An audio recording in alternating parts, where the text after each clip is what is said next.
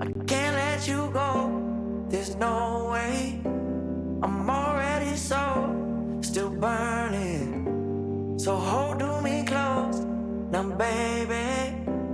I do what I'm told, still learning. To take my chances, to take my time. To keep on dancing, to walk that line, yeah. You got me shifting, the paradigm.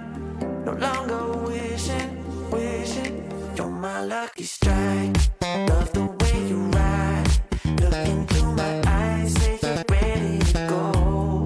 $1 million life, yeah. We could roll the dice, act like you surprised, but you already know. Oh yeah, got lucky overnight. Jackpot when I got the invite.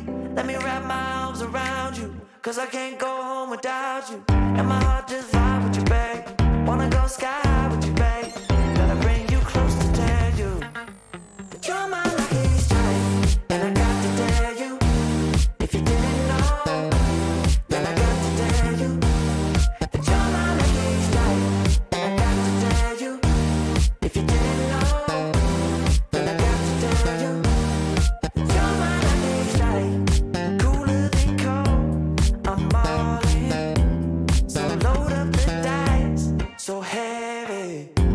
The way that you roll, I'm falling. So I never fall, I'm ready to take my chances, to take my time, to keep on dancing, to walk that line, yeah. You got me shifting, the paradigm.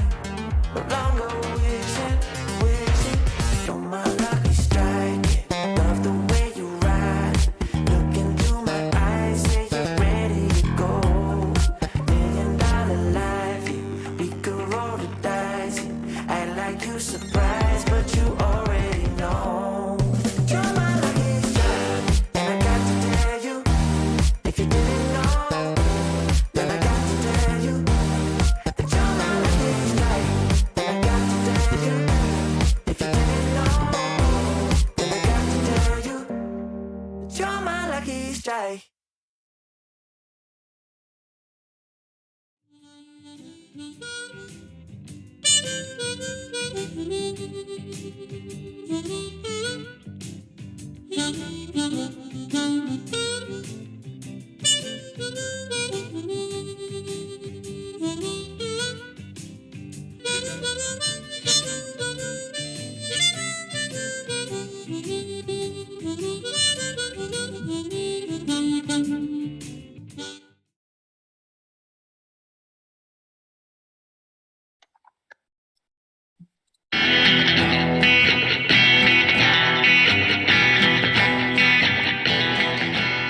All right. Well, folks, you know you're in for a treat when you hear that tune because it means it's time for another episode of the Rec Poker Podcast, the Chats edition. If you don't know what Rec Poker is all about, we are a group of amateur recreational poker players. We like learning together. We like learning from each other's mistakes. We like playing together, stealing each other chips. And mostly it's about having fun when you're playing poker. That's what we love most. And it's more fun when you win. So we try and get better at poker while we're playing and having fun. And that's what we do here at Rec Poker. So come and get a free account. All it takes is an email address and a smile. And because it's free, we're a largely volunteer organization. Most of what we do here is with the help of people like the Wrecking Crew members you're going to meet tonight who come and lend their time and expertise to the cause here at Rec Poker. We got to thank our sponsors, the Running Aces Hotel, Racetrack and Casino, and Mark Prashon over at Website Amp. So like I said at the top, welcome to the show. My name's Jim Reid. I'm Bluff Serini in the home game and at Rec Poker Jim on Twitter. But you can find out all about me and everyone else on the Wrecking Crew by going to rec.poker/crew, or you can just listen up because you're about to meet a few of them right now. Well, I'm Chris Jones. You can find me 5B5 on Twitter or 5x5 in the Poker Stars home game. And I am John Somsky. I am Poker Geek MN everywhere. And I'm Keith Brandt, and I am Monkey System everywhere. I'm Rob Washam, and I'm Rabman50 just about everywhere. And the Wrecking Crew is kind of our core team of folks that put in a lot of time and effort week in and week out to produce some of the great content that we have here at Rec Poker. But we also owe a great debt of gratitude to our premium members. And if folks want to take their membership to the next level, after you've got a free account, we do have our premium membership. It's only $15 a month. But if you use the code Rec Poker, you can get your first month for only $5. And you can be like people like Jamel Cuevas, who's one of my favorite Rec Poker dudes. We had a fun time up in Montreal. He's been traveling all over North America, playing poker and having a great time. He's an active participant in a bunch of our sessions there. So I just want to say thanks, Jamel. You're a big part of what we're doing here, and I appreciate your support. The last thing I want to mention before we get into a great interview with Clayton Fletcher is on Tuesday, August 9th at 7:30 Eastern. Kim Kilroy is going to be doing her poker empowerment group, which is largely aimed at women players. We're going to be announcing some pretty exciting changes and some pretty cool upgrades and some fun features to her monthly empowerment group. And so it's free for everyone to join. You don't have to be a premium member. Just go to rec.poker and check that out. It's rec.poker/petvet is Kim's way to get in touch. And you can come join us on Tuesday, August 9th at 7:30 Eastern. All right. But that's in the future. We are here to talk about the poker present, a little bit into the poker past. We're doing it with a longtime friend of the show. I want to welcome back on the program, Clayton Fletcher. Clayton, thank you so much for coming on the show, man. Yeah, hey guys, thanks for having me back. I'm a big fan of you guys. I love what you do. Oh, that is so sweet. I believe him too. He's a straight shooter. If you don't know Clayton, you're doing something wrong. You got to be listening to the Tournament Poker Edge podcast. He has a great time there, occasionally with guests, often going through hands from his own amazing poker experiences in the world.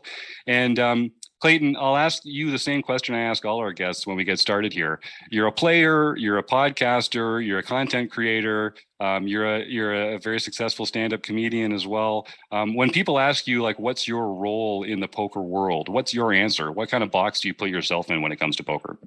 Yeah, I mean, I really felt it a lot this summer at the World Series of Poker. I was honestly overwhelmed, just really humbled by the sheer number of people that told me they listen to the podcast and they enjoy, my content on Tournament Poker Edge. And, if anything, I guess that's been my biggest contribution in the last few years. I work for Poker Go as well. I do commentary mostly for PLO events for them, but most people in the poker world that know my name, it seems to always come back to the TPE podcast. And just, I feel like the community, if you will, TPE Nation, as my boss, Derek Tenbush, likes to call it. TPE Nation is a very positive group. And it was really nice to just, shake hands with a bunch of guys that have been hearing me, but maybe never saw me before. And so, yeah, I guess that's kind of my little niche that I've carved out for myself. I love it. It's so true. We had a couple of Rec Poker meetups over the last month or a couple of months leading up to the series. And it's truly amazing having a good community, having people who, you can really connect over the airwaves. And, I think that's a real side benefit to giving yourself to the poker world the way that you have, man. So my hat's off to you there. When we had you on the show last time, you talked about motivation for playing, and the root of the word amateur is the Latin word for love and the love of the game. That really resonated with us, and we use the word amateur a lot around here because it is for the love of the game. You've been in the game for a long time, in it as a professional, as a commentator. What are the parts of poker that you love these days? Yeah, to me, it's never really changed. It's I love the perfect balance between luck and skill. I love the balance between love and hate. I mean, I love and hate the game at the same time. I also love and hate my opponents at the same time. I played so much poker in the last couple of months, guys. I mean, really, this podcast is the first time I've thought about poker at all since it was a grind. I played like 32 tournaments in June and July. So, just kind of getting back into like giving my mind a break after, that long grind and everything. But Yeah, I mean, it's just some tables I sat at and that we all had a great time, and we played our hearts out, but we also enjoyed getting to know each other and joking around, and to me that's a huge part of the game. And then other tables I was at were just very kind of bellicose, and just everybody wanting to literally kill each other. And it's like, yeah, to me that's no fun. I don't enjoy that vibe at all. So it's a bit of a love-hate, in many different ways with the game. Yeah, well, you were great about sharing your journey week by week on your show with everybody. I know you went through quite a bricky swing there in June. Yeah. I know, and I know I should just say, if you're listening in on YouTube, which I encourage all our podcast listeners to do, feel free to type any questions in the chat there for Clayton. I know Paul and Ben and Martha are here, and they're big TPE fans, so I'm sure we'll get some fun feedback from them. But John. Cool. Hi. John Somsky, you listen to a lot of podcasts. Do you have anything for Clayton here? Yeah, I was just going to say, I do listen to a lot of podcasts, and it's really hard to make a solo podcast, which most of the ones that you do are interesting, but somehow you still manage to pull it off. It's one of the of all of the podcasts that are mainly solo, yours is probably my favorite. Now, of course, I love it when you have your guests on too. Those are probably my favorite of yours as well. But what is it? Why do you think it is that you're able to pull that off when a lot of people that I've listened to have not been able to? Yeah, I mean, that's a really great question. First of all, thank you for the compliment. My preference would be to always have a guest. But what typically happens is my schedule gets so full that podcast ends up happening whenever I can make it happen. I used to joke a lot on the podcast about, how unreliable poker players are, because, when my schedule could be clean enough that I could say, all right, we're going to do this Tuesday night, 7:30 Eastern, let's make it happen, whatever. Then the other person would 9 times out of 10 cancel or want to do it a different time or whatever, because one of the most appealing things about being a poker player is that you actually don't have to follow a schedule. So this business tends to attract people that you can't exactly count on. So I end up just end up out of necessity doing I started hosting a podcast, I guess it was at the end of 2018, I guess.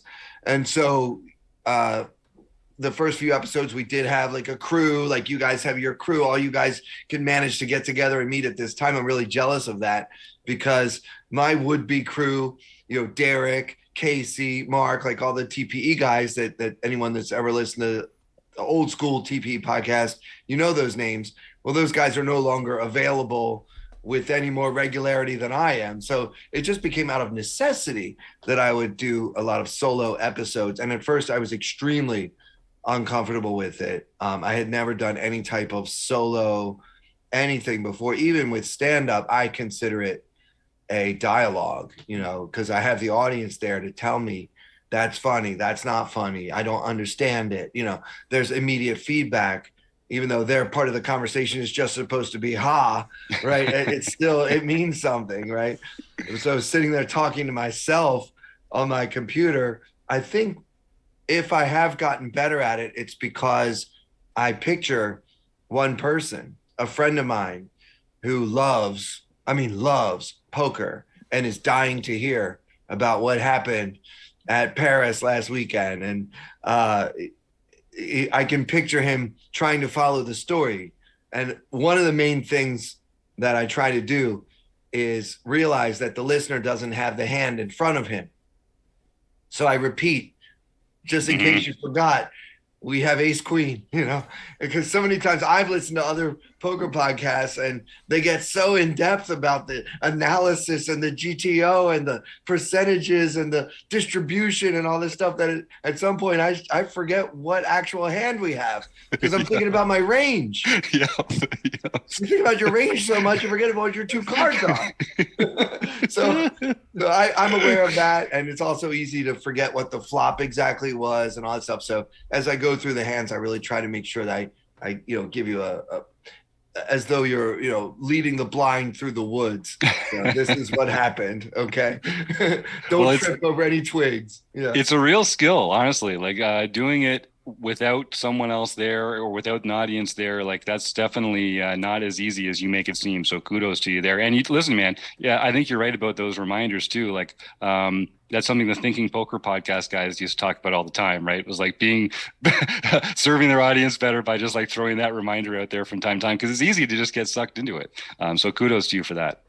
Thanks. Yeah. And if you're following along and you already know what the hand is and you're annoyed by the fact that I reminded you have ace queen with the ace of hearts, I think that you can kind of suck it up a little bit, because there's so many people that are maybe multitasking while they listen, right? Or they're driving, like, wait, did I miss my turn? There are things that can distract us when we're listening, and in stand-up, I can see on the audience's faces if they're not following my story or not.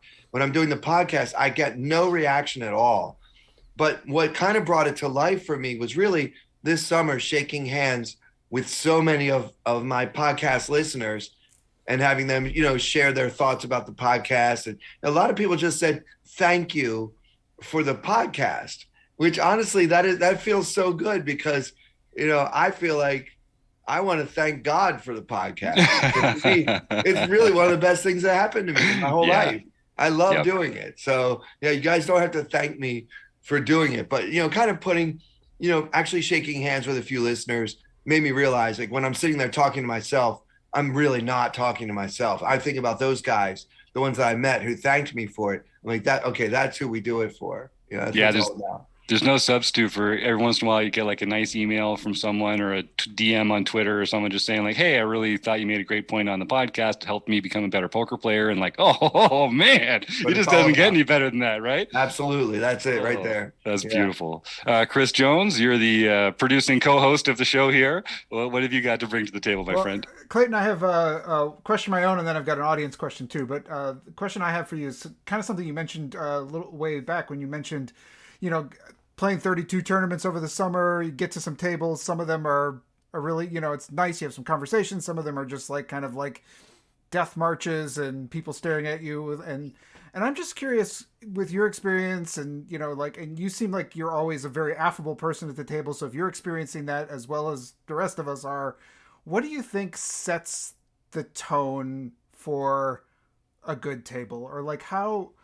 Is there or is there not a way that we can, is there are some tables that are just going to be death, and that's just the luck of the draw, kind of like the rest of some of the other parts of poker?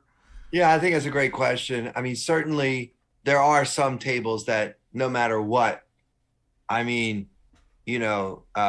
Chris Rock could sit down at the table and some people wouldn't talk to him. It really doesn't matter. In some cases, there is literally nothing you can do. That's just the vibe those players want. And you know what? Honestly, I respect it. I never try to force anything. Like, one thing I do, I think the magic word in life is hello. So when I first arrive at the table, whether I get there early and the tournament hasn't started yet, or a bunch of players have been there for a while, and now I'm just taking my seat at that table that's already been sort of an existing, organism or whatever before I even got there, I always say hi. I sit down and put down my chips. Hey guys, how's it going? I say hello. And I find that so many people don't even do that, but just, hello. And right when you get there, don't try to strike up a conversation. If you've been quiet for 2 hours and all of a sudden you just try to start talking, that's like, well, what's going on here? Like, what's this guy? What's his angle? What's he trying to sell me? But if you show up and your first impression that you give to people is, I'm someone that isn't going to wear headphones the whole time. I'm someone that can actually have a conversation with you. Those who might be interested in that side of the game, the social aspect, if you will see me as someone that would be willing to participate in that with them. And sometimes I regret that very quickly when they start sharing their political views or what have you. But all in all, I enjoy the game a lot more when we're talking. So that's just me. Yeah. I love that quote. Sometimes I regret that. Yeah, I like a social table too, but there are those moments where I was like, I wish this table was a little less social. Yeah. Yeah, big mistake. Yeah, shouldn't have talked to that guy. Yeah. Yeah. So I have a question here from Ben Enslow. And he's wondering about PLO. And first of all, kind of what drew you to the game PLO? What kind of excites you about PLO? And also, what was it like doing commentary this summer in the booth?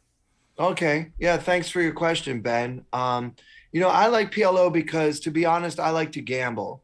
I think that one thing that you lose sometimes, especially in no limit hold'em cash games, is that nobody wants to gamble. They all realize that the blinds are so small compared to the amount of money they can lose that in many, many cash games I've been in, particularly in Las Vegas, nobody wants to give any action without the nuts. In PLO, you can't play that way. Nobody in PLO has any success playing just waiting for the nuts. It's really hard to make the nuts in PLO, and it's hard to have the nuts even hold up in PLO. So I'm more attracted to that game because I enjoy the fact that my good hands don't hold up as often as they do in Hold'em. So it requires more gambling, and I may be a rare breed, but I actually enjoy the swings. I don't play above my head, so I'm not buying into the 50K high roller PLO tournament. I gladly did commentary for it, but I did not enter that event. That's out of my price range, and then I wouldn't enjoy the swings. So I think that because I practice good bankroll management, I can enjoy the ride, if you will. I mean, I've had PLO sessions where my stack was, crazier than a Bitcoin chart at this point, and just up and down and up and down. And I kind of enjoy, the wild swings of the game. As for doing commentary this summer, I had a great time. I got to do 2 different PLO events. One with my old friend, David Tuckman, who, he and I go way back, and, I think that he and I have a great rapport. But it was also fun this summer to do commentary for the first time ever with Ali Najad, who is, such a pro and someone whose career I've been following for about 20 years. So he's kind of a legend in the game, and it was a great pleasure to work with him as well. So, but, just watching these, top PLO players and just hearing the way they talked after some of the hands was eye-opening for me. And it was kind of fun to just learn more about doing commentary on a big stage like that. They have some excellent producers at PokerGo, and they actually taught me a thing or two about doing commentary for bracelet events. I'll share one of the tips that a producer named Zach, I'm sorry, I don't know Zach's last name, but he was wonderful. And he said to me, because I have a habit of saying what I think the player's about to do. Like, I think he's going to fold here. I think he's likely to raise here. And Zach pointed out, it doesn't really add that much to the audience experience hearing you say he's going to fold, and then 10 seconds later he folds. It's more valuable to say, as a player, what might he be considering in making his decision? And so it kind of changed the way I did color commentary. I mean, I'm always going to do my silly jokes, right? I'm a comic. I'm going to do dumb jokes about the players and stuff. But as far as like really analyzing the poker, that helped me a lot. And little nuggets and tidbits like that I got, I feel like I took another step in my development as a commentator as well.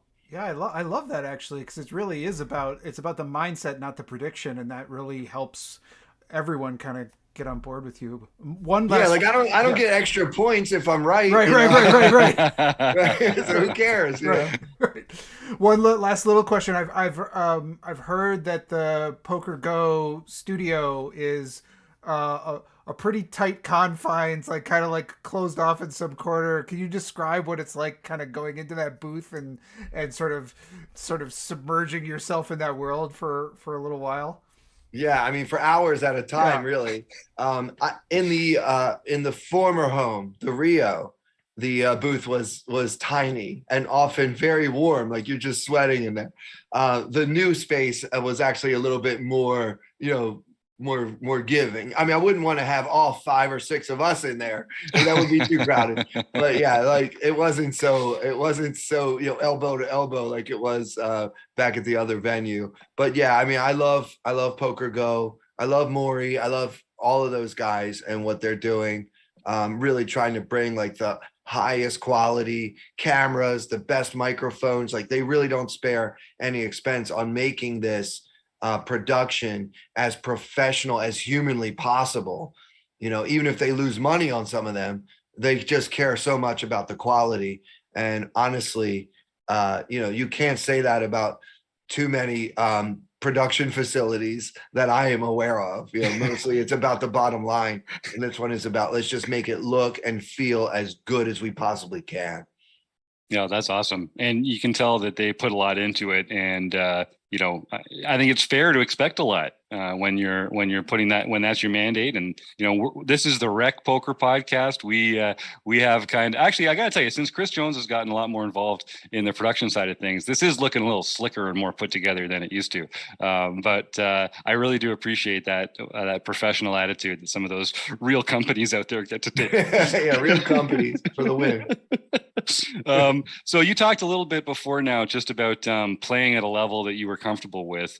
We talk about bankroll versus budget a lot here because a lot of recreational players, you know, even if they're winning players, they're not really, the bankroll doesn't have the same kind of meaning for them as it does for a professional who that's what they need to ply their trade.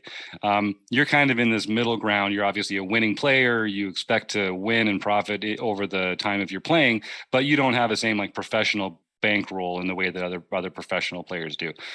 So what is it, someone like yourself, how do you decide what is a comfortable bankroll for you, or what is a comfortable buy-in for you, and how does it relate to what you've got behind? Like how can other players kind of factor that in? Yeah, that's a good question. I mean, as far as being a winning player, not this summer. I wasn't. I didn't win I didn't cash in a single tournament throughout the month of June. And I arrived in Vegas on the 4th of June and played almost every day. It was just really rough. I had a little comeback at the end, but not enough to make up for the first month. But yeah, to answer your question, I think if you are not counting on your poker bankroll to support your livelihood, in other words, you have another job, or like me, you have a whole other career in comedy or whatever else, then I think that the question becomes, how hard would it be for me to replenish this bankroll? You know, now for some players, if they ever lost $500, they would say, how am I ever going to get that $500 back? You know, I have bills to pay. I have 2 ex-wives. I have a mortgage. Whatever people have to pay for, they're you know, kind of, they're cut that thin.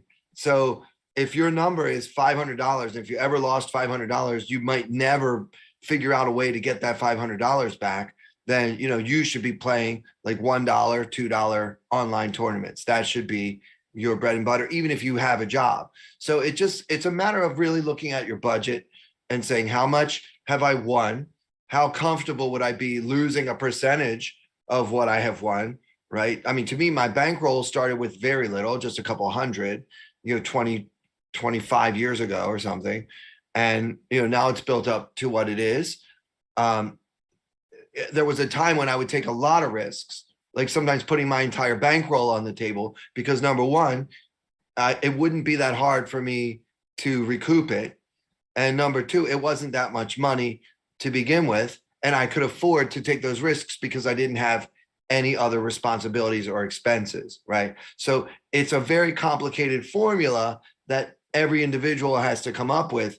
But the main question I ask myself is, how hard would this be for me to get back if I lost it, right? So if my total bankroll, I'm not going to use my real number, but let's say it's $100,000, and there's a $100,000 high roller, and somebody's saying, hey, you should play, Clayton, it's a bounty, you know? They did one of those this year, and I was like, man, I wish I could play in that. Every bounty was $25,000. Oh, man. It's so much fun for a bounty junkie like me. That's my favorite format. I like bounty. Yeah, me too. Yeah. So if my theoretical bankroll is 100,000, I spent all of it on one tournament, then that's crazy.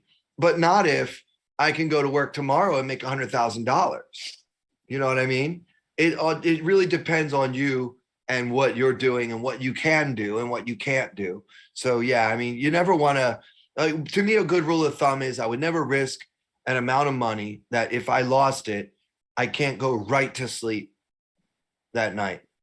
You know, It's a great rule. If you're up late at night, how am I going to get that money back? Or why did I spend so much money on poker? Why did I risk so much of my money? Then you played too high that day, and you should have quit or played a smaller game. You know, there's no prize for playing over your head. You know, you might get lucky and now suddenly have a huge bankroll, but you know, it's just a bad habit. And if playing over your head means buying in for 1K and you do it and you win 10K at some point because you learned the wrong lesson the first time, you're likely to buy in for 10K one day. You know, when does it end? Eventually you're going to end up broke. You just have to be disciplined about it. Now, when you're playing for a living, you have to be even more disciplined because that's your livelihood. You're going to be out of action. You know, literally, I could have lost my whole bankroll this summer. Thankfully, I didn't. I did not even come close. But if I had, I could make it back and be back in action in a couple of months of just doing more work in my other career, right? But if you don't have another career, then you really need to protect your poker bankroll with your life. And can you just talk a little bit about if people are playing kind of out of their depth, they're going to be hesitant to pull the trigger in some spots. They're going to be kind of like playing like scared money. Can you just talk a little bit about why that can be detrimental to your own game and to your own results? Yeah, I mean, for sure. Obviously, if you are playing with what we call scared money, right? You're worried about losing the money instead of thinking about, well, what is my range? What is my opponent's range? What do I think that the best play is? Whenever I'm thinking about money instead of strategy at the table, I know that I'm in a bad situation. I need to get up and go home. You should never be thinking about money while you're playing poker. And it's funny because that's how we keep score, but that's not what you should be thinking about while you're playing. You should be thinking about the decision tree or whatever your process is for deciding the correct strategy versus a particular opponent in a particular situation. It should not involve, but if I lose this pot, how can I pay my kids' tuition? Right? Then you're over your head and you're you're doing it wrong. And it's never worth it to be in that situation. It may even work out for you, but it's also going to have a long-term effect of making you forget the value of $1. And then eventually that's going to come back and bite you tenfold. So yeah, I mean, your bankroll management is essential. I really like the way you talked about that and the sort of like the supply side of how quickly can you turn it around? Because I've always thought of big purchases in my own life. I've thought, okay, how many hours of my work am I going to need to do in order to pay for this? Or, you know, how many days am I going to have to work that I could otherwise just take off and play poker or do something fun? And it's like, do I really want this thing enough to work 3 days for it? And Right. If not, then, you know, maybe that's not something I really need in my life. Yeah, you have to kind of think about the worst case scenario, right? I mean, I could lose this buy-in. And if I do, then what? We all want to be optimistic, but honestly, every time you sit down and play a tournament, you know, you're probably on average about an 85 to 90% chance you're going to lose. Yep. Right? That's just the nature of tournament poker. Most players lose every single time. You know, every once in a while you have a win. Right? That's just, I mean, a tournament chart goes down, down, down, down, down, down, down, down, down, up, down, down, down, down, down. You got to be able to sustain that down. And that means you've got to play within your means. Now, I'm not talking about taking shots, right? Like for a lot of people, they don't really have $10,000 to play with every single day, but they do play the main event.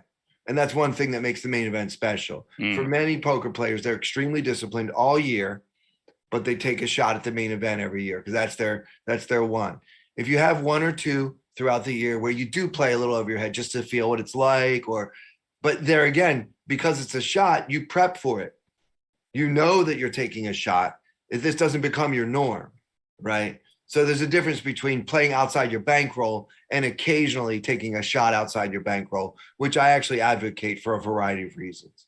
Yeah, me too. When I'm working with coaching clients and we're trying to put a schedule together, there's always a range of buy-ins and there's like a little shot taking and then just a lot of disciplined play. And that's how you keep it going. That's how Keith Monkey System Brandt, welcome to the conversation. What do you have for our man Clayton here? Yeah, Clayton, I love your podcast. I've been listening to it since you first started it.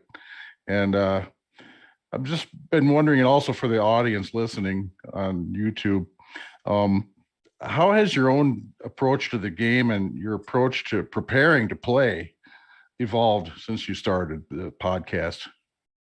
Yeah. Well, first off, I mean, of course, thank you for listening. I mean, we can't do it without the listeners, so I appreciate that. First off, it has changed my approach to the game quite a bit, especially interviewing incredible poker minds like Andrew Brokus and Alex Fitzgerald and Jen Shahadi and on and on, Jonathan Little, like so many incredible poker players and poker thinkers have joined me on the podcast. And when trying to think of what my listeners would want me to ask them, it kind of opens my mind to other ways of thinking about the game, especially, I got to say, most of all, Alex Fitzgerald, because his entire mindset about the game is dramatically different from most players nowadays. He starts off by saying most players lose.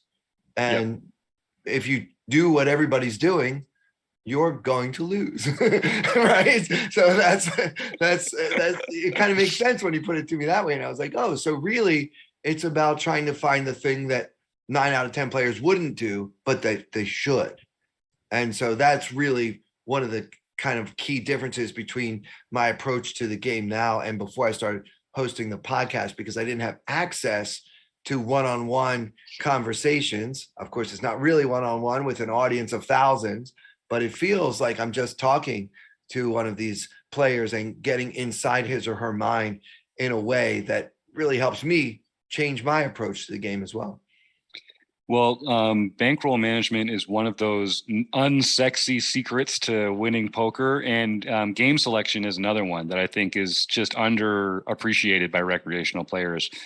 You've mentioned already you enjoy playing knockouts. That kind of suits your own personal style. And I think also just knowing when you've got an edge on the field, and just what you said there about not doing what everyone else is doing, that really, the table you're playing at, that really matters, because what everyone's doing at this table isn't going to be the same thing that everyone's doing at this table over here.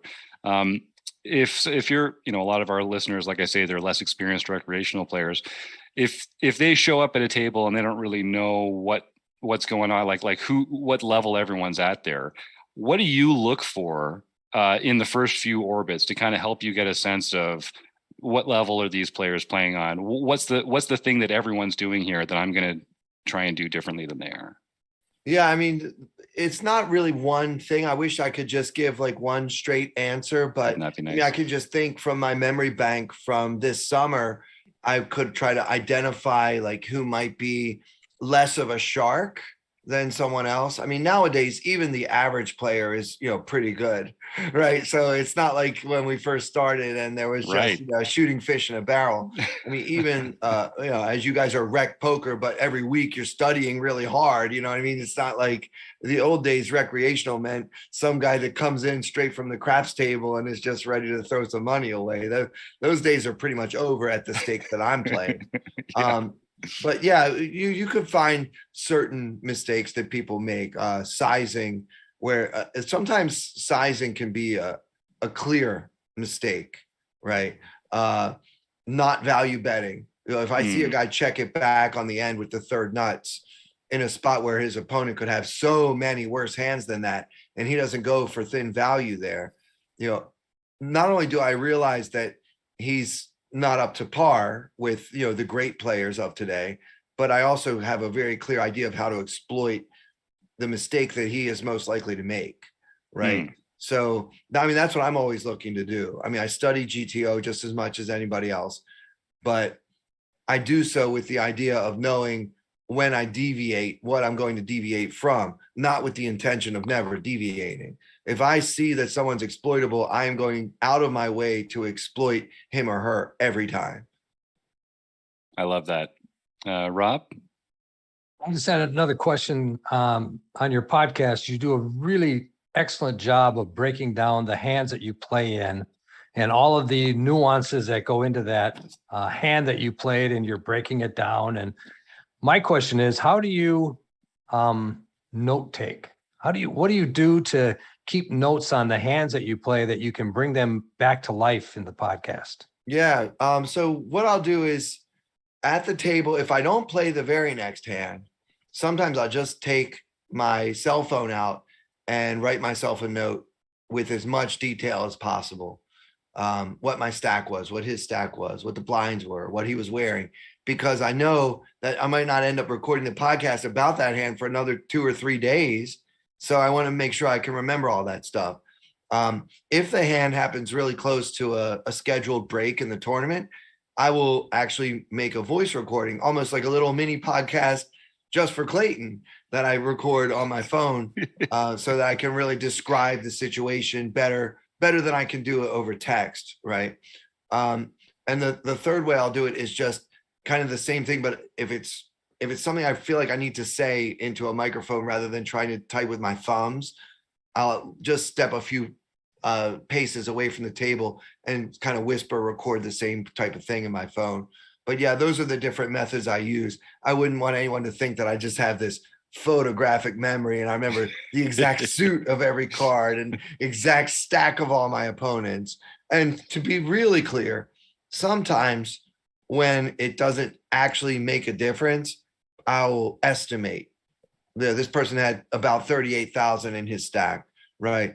So we know it wasn't a super short stack. He wasn't one of the chip leaders, but whether it was 38,000 in real life or it was actually 46,000, it doesn't make that much difference. But I like to put numbers on everybody as I'm going through a hand so that we can discuss the hand now in a theoretical way, right? It actually doesn't matter whether I'm getting every single fact right because we're talking about the hand as though this is what happened, which 99% of the time it is exactly what happened.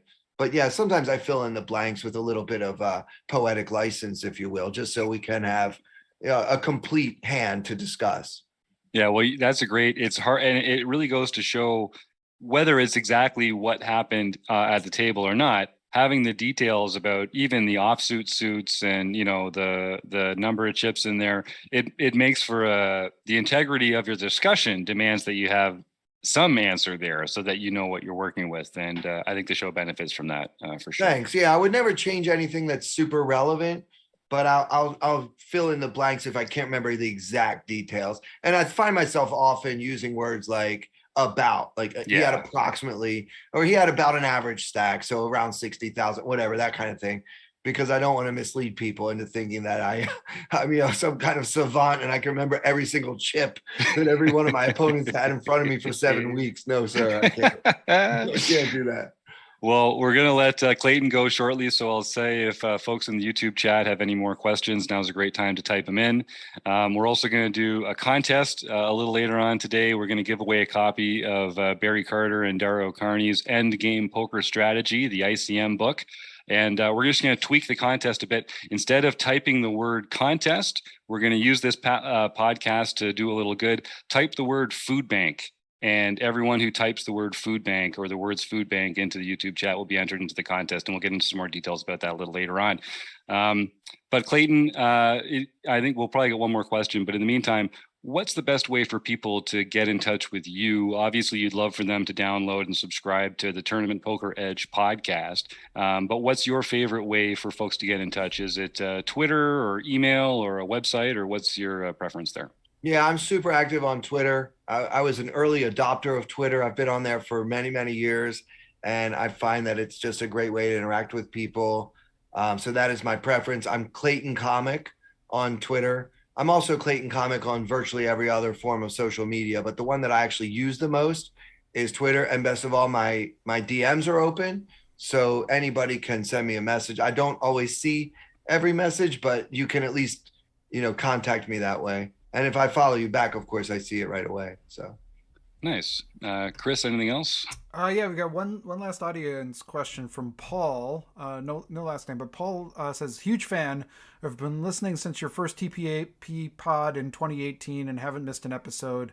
TPE is now on pause, and I'm hearing ads on your pod now. So the question is, what's the future unfolding for the podcast? Yeah, so great question. First of all, Paul, thanks for listening for all these years. I appreciate you so much. Yeah. So TPE itself, the website, the training site, is on pause. They're not like going under or dissolving or something, but they're not going to be actively creating new content for a while. They're taking a necessary break because all of the content creators that they have are too busy with life and other other inconveniences. So in order to keep the podcast going, we've started having ads, and we're also in the process right now of looking for sponsorship opportunities. So yeah, if anyone's listening to this wants to sponsor a podcast with thousands of poker players as listeners, certainly get in touch with me via Twitter at Clayton Comic. But there are no plans to end the podcast at this time. It looks like we're going to be able to keep it going. We've already gotten, as you hear, our whatever the platform is that hosts the podcast is now putting out ads as part of the podcast, which never used to be a thing, except when we had direct sponsors and I would have to read, ad copy or whatever. But yeah, that is what's going on now. We're moving away from this is just something that we do for free. And the website, the training site, Tournament Poker Edge, pays me directly to be the podcast host. Instead, we are now looking to eliminate that cost for TPE and replacing it with sponsorships. So that's why you're starting to see ads and everything. I don't think the ads are too obtrusive. Hopefully they don't come in right in the middle of a deep strategy discussion where you're concentrating, and then all of a sudden you have to hear about some other podcast or whatever. But yeah, I think at this point most podcast listeners would consider targeted advertising a necessary evil, and we find ourselves now having to fall in line with that as well. And if folks, just to make this perfectly clear, the Tournament Poker Edge site has, hundreds of training videos, specifically laid out curriculum. There's a million ways to join TPE and get a lot of value out of the material they've already put up there. Some fantastic minds putting great content together. And even if they're not putting new videos up every month like they were before, there's a wealth of information there and ways for people to improve. So I'd encourage folks to go check that out. And of course, to keep listening to Clayton on the show. So Clayton, we've got some comments. Awesome guest. Paul says, great to hear. There's a bunch of people that really appreciate your time. I know I'm one of them. I can't wait to keep listening along. And what else can I say? Well, thank you again, Clayton. And I hope this isn't our last chance to have another lovely little conversation. Anytime you guys want me to come back, I appreciate you guys. I love what you're doing. And the pleasure's all mine. So yeah, anytime. And thank you all for listening. Appreciate it. Cheers, man. You'll be hearing from us, no doubt. All right.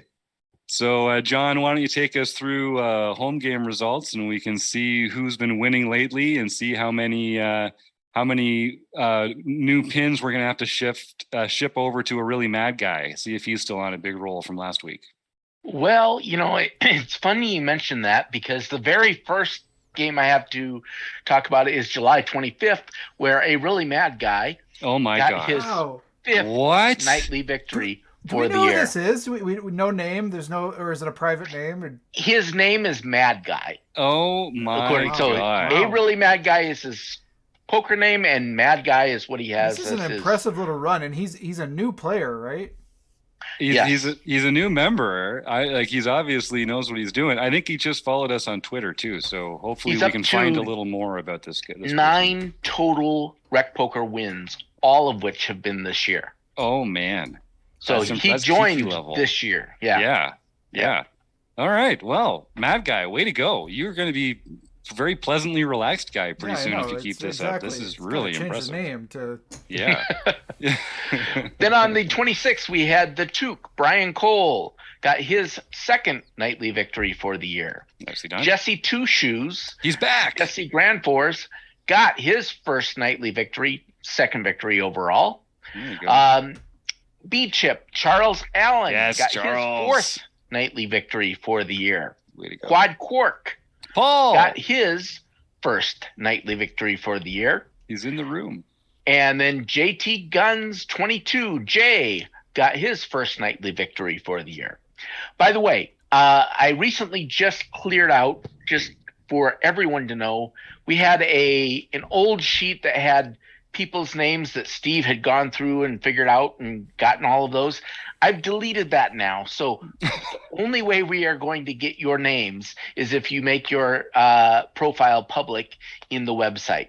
So if you used to have a name that I would call out and now it's listed as private, that's why. So you'll just have to go to your profile, make sure that your PokerStars username is public and your first and last name are public if you want your name included in the podcast. And if you don't, that's fine too.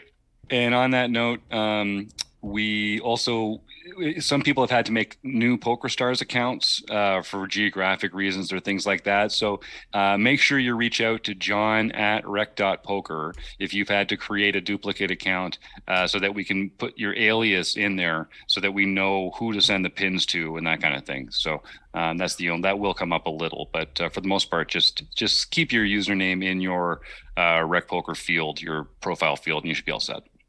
Yeah, but we do. If you tell me your aliases, then that all of your stats will go together. Yes. So that's another good reason to do that.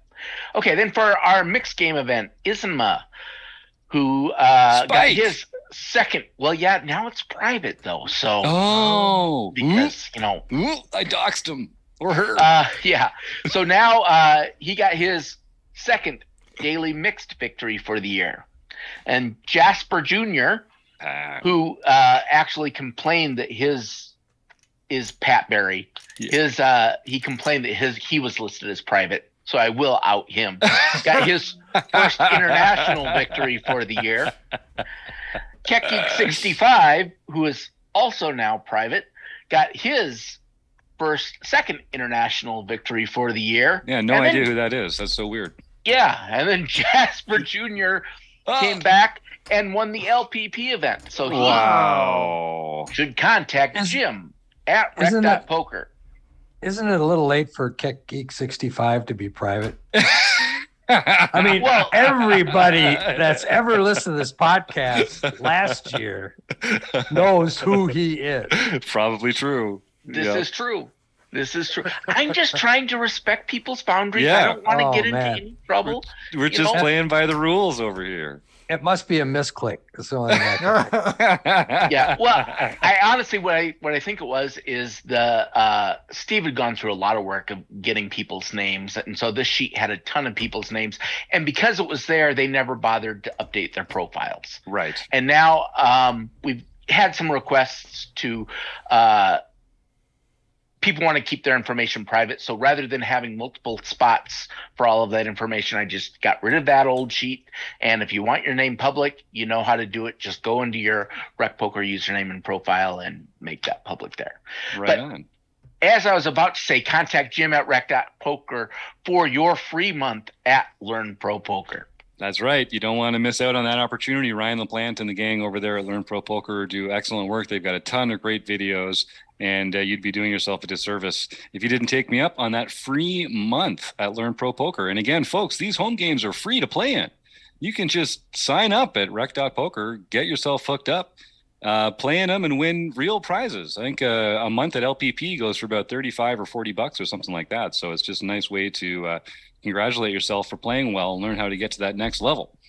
So folks, type the word food bank into the chat there if you want to win a shot at Dario Carney and Barry Carter's Endgame Poker Strategy book, which is what we're looking at in the book study right now. And we used to type contest, and we're going to type food bank. And the reason is, what the heck? I post a podcast, and food insecurity is an epidemic in North America. I think a lot of people that you might know personally, not the people that you necessarily expect, might have a hard time putting food on the table, or know someone who does. It's an easy way where you can make a real difference in the world. And if you just Google food bank near me, you'll find at least one food bank in your region. Donate a little bit of time, donate some money, take some cans of tuna and a bag of rice out of your pantry and bring it on down there. And maybe you can help feed someone hungry. And again, I don't think people quite understand how many people out there are on the spectrum of food insecurity. It's not just people that are starving. It's not just homeless people. It's people with families, people that are going through a hard time. a meal in a time of need can make a big difference. So please do go support your local food bank, and we'll just be using food bank as the contest trigger from now on, as a way to just mention it on the air every time. So Rob, why don't you talk to us about the ICM book that we're enjoying from Dara and Barry, and then we'll give away a copy. Sounds good. This Wednesday, which is August 3rd, is the first Wednesday of August. We will be continuing our discussion on Zoom at 6:30 Central Time, right? 7:30 Eastern Time. Yes, sir. We will be going over Chapter 7, which is called Deal Making. And hopefully we'll get through that and get into Chapter 8, which is about making big mistakes versus small mistakes. Ooh, I like that. And that is something that Keith talked about when we had our ICM podcast about ICM in the forum podcasts. He talked about where calling is a much bigger mistake than betting or shoving. It's easier to make a big mistake calling than it is to make a big mistake calling or shoving. So that's Chapter 8.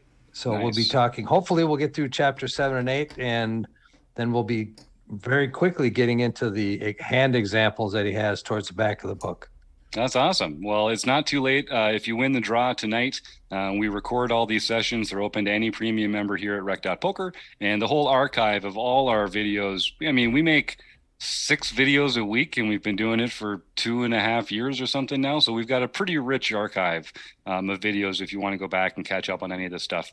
So let's do the contest. So I see Norm is hello Norm, thanks for joining the show. First time I've seen your name, I think, here, so welcome to the YouTube experience. So we'll start with Norm and work our way down. I'm gonna roll a die here. Norm's got the betting edge because we've rolled a 1 like a disproportionately large number of times so far, so hoping for a big number. No offense, Norm, but like I don't want people to get suspicious. Poor Norm, it's the first time he shows up, you're like cheering against him. It's a 6, which means it is Benjamin Enslow. Ben Enslow, congratulations. You can send me an email, jim@rec.poker, and I'll make sure you get an e-copy of the ICM book from Dara and Barry. We love working with that crew and sharing their amazing poker insight with the rest of the poker world. And then Ben, East Coast bidder in the home game, I know he's looking forward to doing a road trip. I think we saw some tweets about maybe heading out to Montreal. There's a casino in Halifax. I know it well, but they are still only playing cash games. They're not really doing tournaments as much. So Ben's not sure that's going to make the list. But a few people have talked about going back to Playground. I know Chris is interested. They just put out a tweet saying that they're going to be, they unleashed a weekly tournament schedule that was coming out. Looked like there was a good mix of bounties and freeze outs and rebuys, sort of ranging from, I think, like $300 to $1,100 or something like that. Never know. And we did say last week as well, Chris put the call out, if you're living somewhere and there's a casino nearby, and you'd like to have some Rec Poker folks come down and check it out, why not? Let's do a Rec Poker road trip to somewhere near you. I got one member sent me an email this week down from Texas saying he could be our boots on the ground and maybe get some connections made, which is really exciting. I've got some family in Texas too. It'd be nice to visit them and come and play some cards. So you never know. So we're looking for emails just in case you're not getting the message. Clayton said it best. You know, we love that feedback and we love hearing what's working for you guys and what we can do better. And that you know, let us know. We're all ears. So yeah, Ben says excellent. He was going to buy it, but now we're getting a free copy. So sorry, Dara and Barry, we took that one right out of your pocket, but well worth it, I think. And yeah, Ben, that's it. Playing in a live MTT, it is like a completely different experience, and you too can curse the heavens for playing really good poker for like 7 hours and then one flip doesn't go your way, and now all of a sudden I mean, there's lots of nice things about tournament poker too, don't get me wrong. Lots of them do go that way though. It's true. It's true. Well, Norm, I hope you come back next week. We do this every Monday night. We've got at least one copy of Dara's and Barry's book to give away. But even when we're out of those, it's just going to mean we've got more great prizes. So thank you, Norm, for joining us. Is there anything else that we should mention here, gang? Oh, yeah. I just want to hit one more time. Tuesday, August 9th at 7:30 p.m. It's Kim Pet Vet Kilroy has engineered this poker empowerment group to mostly focus on women's issues, but it's really about anyone who feels that wants to feel more comfortable at the tables, about people that are shy or nervous or curious but don't know what they're getting into and just want to have people to talk to about feeling more comfortable at the tables. This is the group for you. So come check it out. You can go to rec.poker/petvet if you want to find out some more details about that. Or like I said, just email me, jim@rec.poker, Tuesday, August 9th at 7:30 Eastern p.m. That'll be a good chance to get your voice in the room as we make some exciting changes to that. For you know, you're pushing that hard enough that it really seems that you should have your monster truck rally voice. Tuesday. Yeah, August that's right. 9th. That's right. Coming down from the community center here in Coburg, Ontario. Be there or be square, folks. You heard it. Yeah, when John pulls out the trucker voice, you know he's getting serious. All right, well then I just want to thank all our folks in the chat here, Ben and Josh and John and Norm and Paul and Martha. Of course, I really want to thank Clayton Fletcher for coming on and sharing some of his time with us tonight. Of course, Chris Jones, Rob Washam, John Somsky, Keith Brandt, Steve Fredland, who's missed even though he's not here right now, and you, the listeners. Thank you all so much. And support your local food bank. All right, bye.